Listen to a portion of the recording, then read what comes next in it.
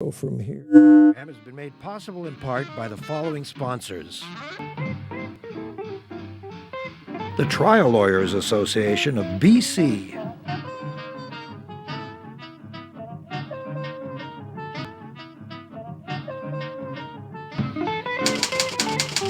The Vancouver Courier newspaper.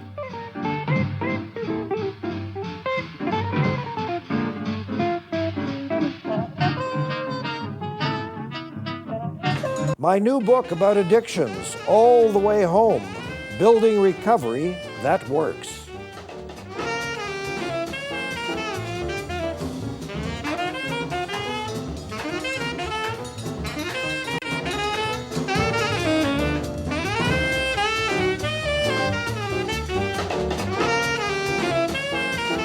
Having trouble finding a family doctor?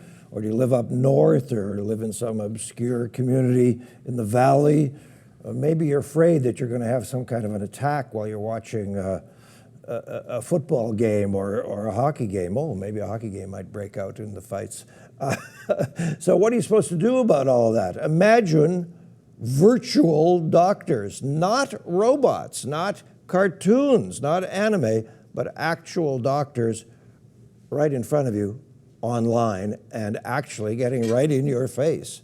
That's one of the new businesses of Dr. Amit Mathur, who's a very interesting creative guy who owns a chain of optometry shops and is on the board of all kinds of things nationally and internationally. Doc, thanks for coming by. This is great. Thank you. Thanks for having me. Yeah, it's fascinating. So I met some of your people on Recovery Day at the Queen Elizabeth Plaza a couple weeks ago.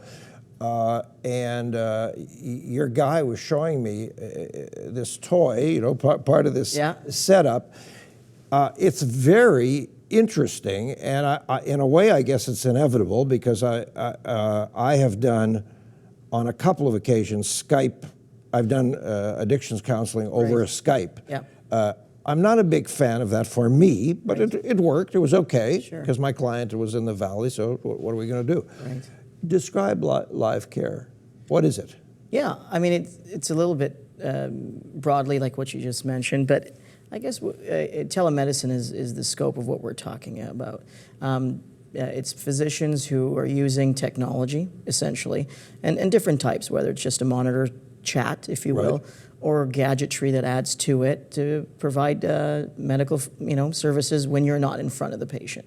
I mean, you can think of it as just a phone consult back in the day, just asking your doctor, I'm not feeling good, what do you think I should do? Yes. To today where that's just evolved to where now with internets and privacy issues being solved easily, where we have software encryption and all this kind of stuff, where you can actually have a private conversation with your physician. One of the things that fascinates me is, do you think, is this part of your building plan? Yes. I don't know if it is. I spent a lot of time looking at your website. Yeah. Do you think that family doctors and small clinic operators will try to hook up with specialists? Someone comes in and they don't know what's wrong. They don't know what's happening. happening. But the physician, the MD, looks at this and he goes, "Oh, just a minute. This is a cardiac story or whatever." Right. Do you there's some of that already happening, frankly. Oh. Whether it's, I'll give an example where we've facilitated exactly that. We're at a family physician who facilitates a very specialized ears, nose, and throat specialist from Vancouver, where he's able to do the scoping, and the surgeon, who's very specialized, is able to make diagnoses from afar. I'm laughing because I've been waiting 2 months to see Mr. Throat Specialist in all of Vancouver, and apparently one waits 4 or 5 months to see this guy. Yeah. My voice is kind of funny. It's kind of important today. but it's squeaky, and it's been that way for months. Yeah. Anyway, so, and it's not just a doctor saying, "Oh, how are you today?" Because that's what I was getting at. Yeah. Because you also have people putting things in people's ears, looking down their throats, and that gets transmitted to wherever the consulting physician is sitting. Exactly. So it's more than, like what you said. As a counselor, that conversation may be more than what you need. In other words, I want to see the facial abilities and emotions of your client and patients from afar, but Usually in telemedicine, as we believe it to be at LiveCare, is more of a continuity of care. We want to be able to diagnose a patient from afar, not just converse, because we're limited to counseling scenarios, psychology, psychiatry, anything that involves just a conversation. What we've added to that, which the gadgetry that you're playing with, is the tools that would be required for a physician. If you actually came to a doctor and said, "I got an earache," he's going to grab his little ear scope and look in your ear, his otoscope, and look at your inner ear. So the platform that we're using allows us in real time to see you as a whole. A facilitator, a nurse or somebody on the other side who actually does that, and the doctor is actually be able to see that in real time. So, Dr. Amit, have you had to line up and engage a slew of doctors who are on call for you or ready to do this? Yeah, so it is a recruitment task, but you can imagine, the goal we set out to do is to, if you will, redistribute physician time and access, right? That is the real challenge. So we have a bunch of doctors, if you will, around the urban epicenters of research and hospitals like VGH and so on. And frankly, we have a large population that isn't so urban in Canada, spread out. Absolutely. How do we redistribute that? So if we can pick their, if you will, downtimes. So imagine a surgeon, they all have a wait list. So why would a surgeon want to say, let's provide service to a rural community via LiveCare? Well, you might have 2 hours after you've scrubbed out of your OR day. Your surgical time stops at 3. Now, that's not enough time for me in Vancouver traffic to go across the city and see 2 patients, because you probably burnt that much in gas and time. So now instead, can I actually just open up a laptop with a headset, for instance, that I can hear a heart sound or a lung sound from afar and actually provide service to a remote community? And a lot of the work, I think the impression I had, correct me if I'm wrong, is that at the outset, a lot of your market was and has been rural communities, Fort St. John, Fort McMurray, and so on, Aboriginal communities, people who just don't have access not only to the best medical care, but often sometimes to any care. Exactly. So, all of us who started the company, this is not a tech start. We're all, doctors and, health professionals. I saw you got some good people working with you. So, each one of us has either started a clinic or a small hospital scenario or managed a clinic or et cetera. And so we've all provided the care. So the platform we started was really doctor-centric. So it allows a physician to do this efficiently. And that's back to the recruitment scenario. It's efficient. I can pick 2-3 hours of a doctor's time, put it all lump it together, and now redistribute it into where it's necessary. So absolutely, it is, and my gut feeling and what we started out to do was this isn't a convenience. It is convenient, don't get me wrong. But it isn't a convenience. Correct. The goal was not to provide this to a convenience factor where I'm just too lazy to get out of my car and drive to a physician. The idea here is to redistribute it to an area where it's really in dire straits. So your colleague that I met was, as I said, at Recovery Day, and he was sharing a table with a local recovery company called Vision Quest, whom I know very well and I admire, and in fact have done a little counseling work for. But they have among their many sites a huge site with sometimes 60 or 80 guys up at Chilliwack Lake. That's right. And then they have this new site at Logan Lake. Yeah. So we're providing the, again, you can imagine it's a very, it's not a very comfortable scenario. It's as you know, it's a bit of rehabilitation and counseling in the judicial system. Not kind of if you had to pick a physician's first pick to work usually. Right. But yet again, and this is a camp setting. It's a former. I don't know what it was originally, but it's pretty basic. It's not Four Seasons Hotel style. Yeah. Exactly. Yeah. But yet physician services are sometimes more required there than even more so. Yes. And so that's why it works really well. So you've got people who, because they've been spending time in prison, because they're addicts and alcoholics and whatever, Correct. their first priority hasn't been their health. Exactly. So you got people with a high incidence of bad health. Exactly. Okay. So what? What do you do? How do you work this? You set up that box. It attaches to an internet. Right. So Yes, the box with the gadgetry, if you will, and a screen. Let's yeah, describe it that way. Yes. Yeah. And in the back, so we have a person who's trained, a health professional on that side, so at the camp, if you will, Yep. who facilitates, if you will, is the extension of the physician, and who will help that interview process, but will also, gather their, background information, like their medical history, their medications they're on, and all that kind of stuff, and assist in that, if you will, that physical examination. So I'll leave those people for a second. Yeah. If I'm an individual patient, Correct. Who pays? You have to earn your living from this. Right. The doctors have to be compensated in some way. Right. So who's paying? Is it the medical services plan often? Yeah, I mean that is Yes. that, and in First Nations sometimes there's contracts that are like directly from Right. federal government for physicians, no different than. So if Dr. X provides a service through LiveCare to an individual in some northern region Right. of BC, Correct. the provincial medical services plan will cover that Correct. that visit. Correct. Correct. And so it's kind of like having a brick and mortar practice. So like you said, if I had a multiple location medical practice, think of this as just another, but the overhead is now in technology and not in the brick and mortar rent. How many of those boxes do you have in your warehouse? We've got a few. Yeah, you got quite a few. And they're out there in the Are they? province. So it's nice being worked. Yeah. But again, it's very rewarding to see us be able to get non-episodic. I mean, the key here is to get continuity of care for these patients. Yes. We're not direct to consumer, so it's not like you're just going to get on the web and say, let's Yes. just click somewhere, and we don't know what's going to happen. It happens through some already existing system Correct. of medical delivery. Right. You mean you go to a place where we're able, just like you were if you were a regular patient, going to a clinic. Okay, we're going to take a little breather. Sure. And I'll take my nitroglycerin spray. We'll see how you're doing, get you on a See how I'm cardiologist. doing. And then let's talk about cardiology when we Sure. come back, because it's something I've experienced and it's interesting to me.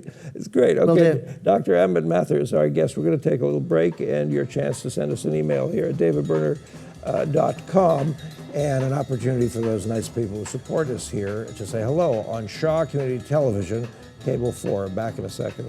Thanks. This program has been made possible in part by the following sponsors. The Trial Lawyers Association of BC.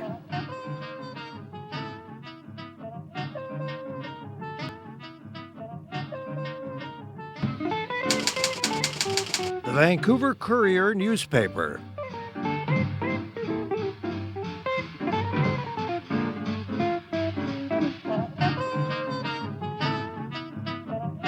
My new book about addictions, All the Way Home, Building Recovery That Works.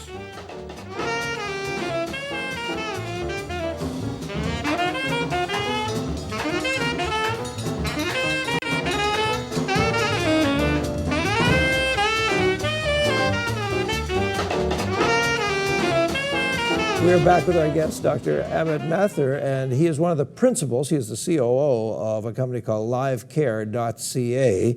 It is a private company. I'm not trying to shill for them. I just think it's fascinating.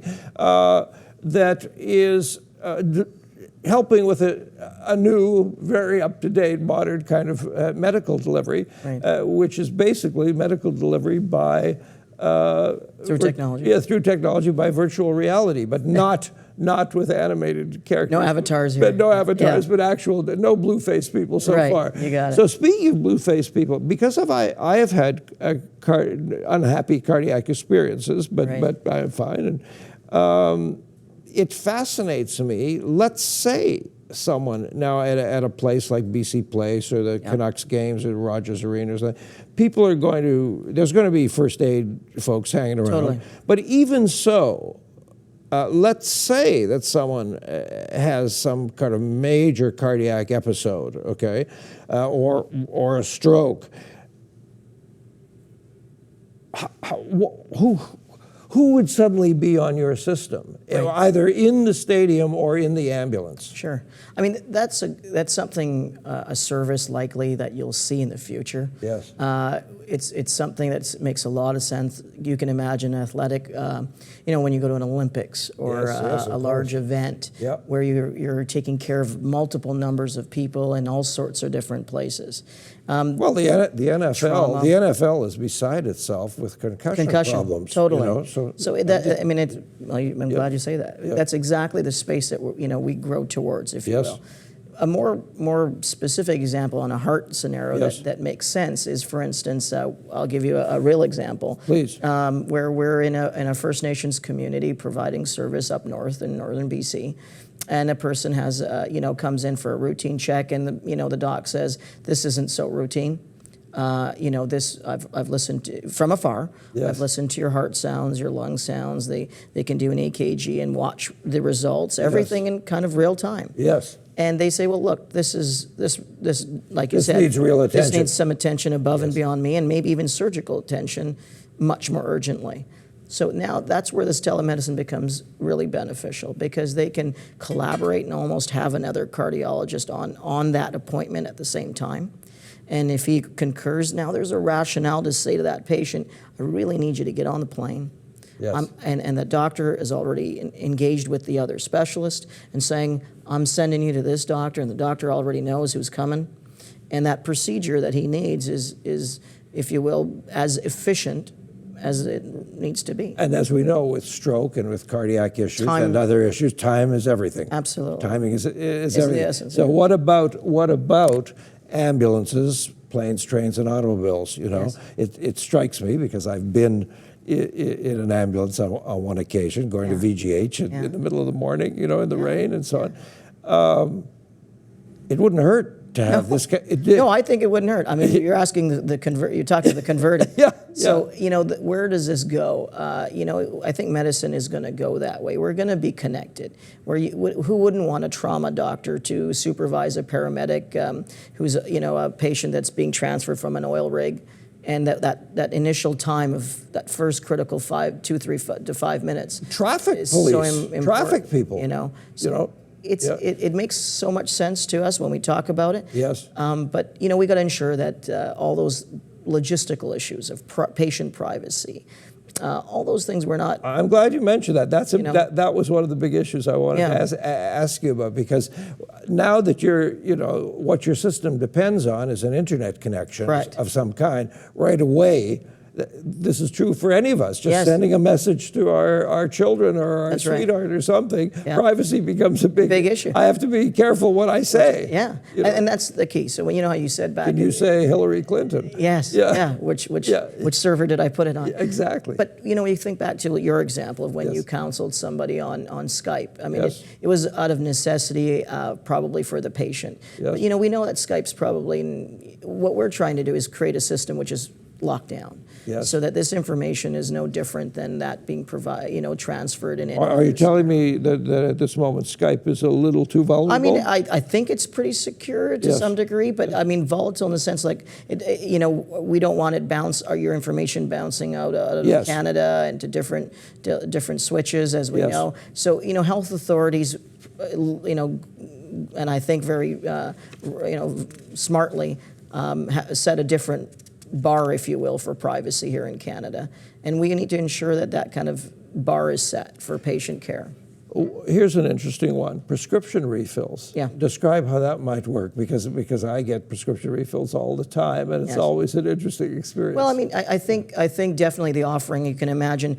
Again, if you go back to our theme of longitudinal care. Yes. So you need a prescription refill. Wouldn't it be nice for your own family physician for you to say, it's probably a little bit of waste of his time. Yes. And my time to come in there, wait 30 to 40 minutes, take up maybe a slot that someone else could better use. And get the flu from 12 coughing people. While you're there, you got it. Yeah. And all I needed was a refill of a prescription I've been on for 5, 6, 12 years. Yes. So this is why it would be, this telemedicine is great for that physician and you. Someone who knows your history already, you can engage with them. So what does he do? He puts aside a block of time every week when he's available to do those kinds of things? Right. I mean, it becomes a workflow efficiency for him, where he can say to his staff, look, everybody that needs to discuss their lab requisition, their results from the lab. So you're having to sell physicians and others on this,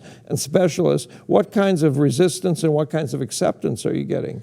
I think I mean, like anything, change is always change. It's a challenge as always. But we're in a space where I think most physicians easily have looked at and go, this is going to be a part of to some degree, a part of most future practices, whether it's just, like you said, a prescription refill service that I do for my own patients, or I provide a few hours as a specialist or a GP to a remote community, which I normally would not have. I'll tell you one of the places that it seems to me almost necessary, and that is walk-in clinics. I have one of them.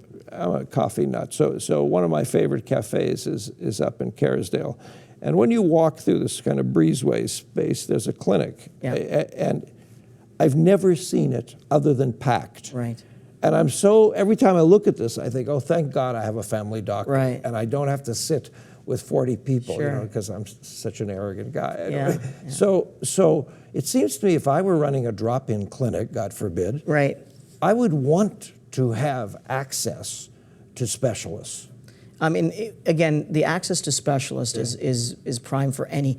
I mean, let's be honest. I think that's an access. You just said you waited 4 or 5 months for a throat. Still waiting. So my point being, and that's with a family physician. Yes. Oh yeah. So to access specialists, super specialists, if you will, subspecialists, this is going to be a great opportunity. So you're here, irrespective of whether it's your own family. So very quickly, bariatrics, geriatrics, internal medicine, urology, your specialty, ophthalmology, pain management, and pediatrics. Right. How would that work, for example? Well, exactly. Again, a pediatrician. If you have a GP on the other side, says, look, I'm just a little confused on this. I need a consult with a pediatrician. Yes. Same scenario. He's able to actually hear the child's lungs. Let's hear this cough. That's right. Let's look in the ears. Let's look deep into the eyes. Right. And you have, again, he's assisted by another physician. Yes. So he's very confident in the interpretation, what he's seeing.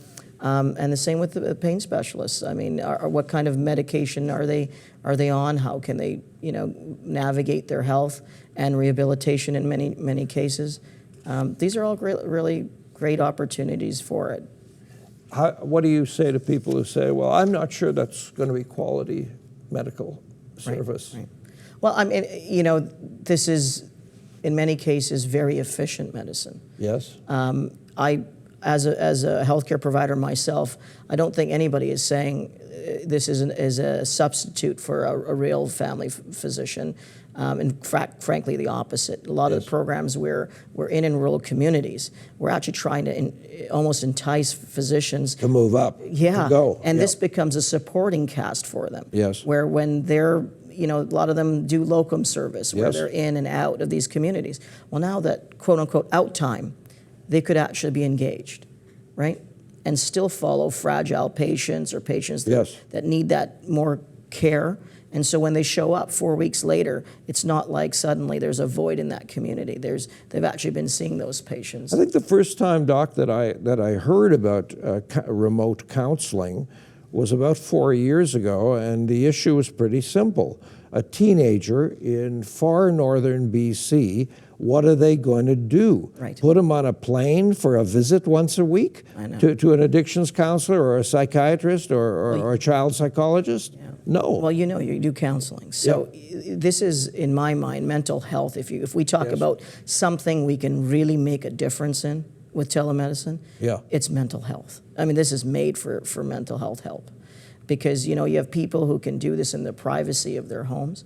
You can imagine being a teenager in a small town saying, am I actually going to go book an appointment to see a psychiatrist or a psychologist, and yet everybody I cross today will pretty much know where I was. Yes, exactly. So that acceptance and that stigma of mental health, Yes. we can probably, I think, touch way more people. We walk around that, yeah. And we know that psychiatrists and psychologists are so, again, just like other, services, not so distributed evenly. Right. And as you get northern and almost all parts of Canada, it becomes more difficult. We have just a minute and a half. When did you start the business? How long has it been going? How are you doing? We're about 3 years into this, and maybe even a bit more. And Yeah. again, we've got a great team of guys. Dr. Mark Godley, who started the company with myself. This is the guy who was the soccer player. No, Or is that the other guy? The other guy. It starts with an R. That's the one you met, yeah. Yeah. But, Mark started the Falls Creek Surgicals. Oh, yes, of downtown. course, yeah. Dave's a hospitalist, and myself, and even our CFO is a managing partner at Family Practices. So Great.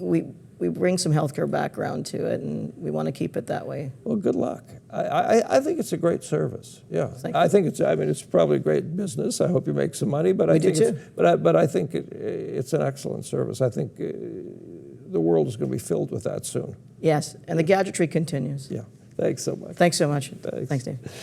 Okay, next week, folks, I keep promising that we're going to meet this lady, but she got sick, and then we closed the studio down 1 week, and I don't know what happened. But anyway, finally, next week, Tracy Porteous, who's the executive director of the Ending Violence Association, will join us and talk about their new association with the BC Lions, but the issues in general. Thanks for being with us, and here on Shaw Community Television Cable 4, good night.